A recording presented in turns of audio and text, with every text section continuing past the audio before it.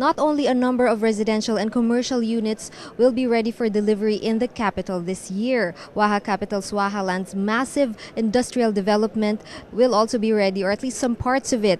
To tell us more about the development and what's been happening with Waha Land is Mr. Hasim Al-Nuwais, Chief Operating Officer of the firm. First of all, Hasim, tell us about Waha Land, what's been happening, when is completion? Okay.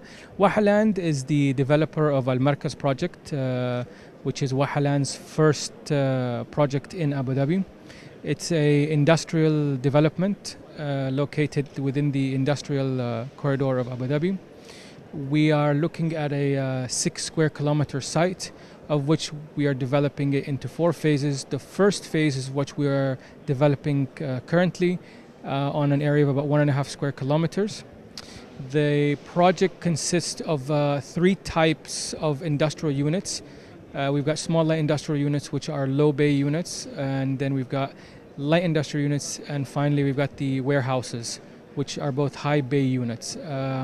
Currently, we've actually started the construction at the end of 2010, and we started with the enabling package units. We've completed that unit, so we've leveled all the land, and now we've got 2 other tenders which we have just awarded, and the 2 tenders are the internal and external infrastructure, which is ongoing, as well as the construction of 90,000 square meters of small light industrial units, the low bay units. We anticipate to start handing over a third of those units, so about 30,000 square meters of these units by Q3, starting Q3 this year, and hopefully handing over the entire phase 1 by the end of the year. So that will include the remaining 60,000 square meters, as well as the infrastructure for the 1.5 square kilometers. Okay, that's fast. You started construction last year, and some parts of it will be delivered as early as Q3.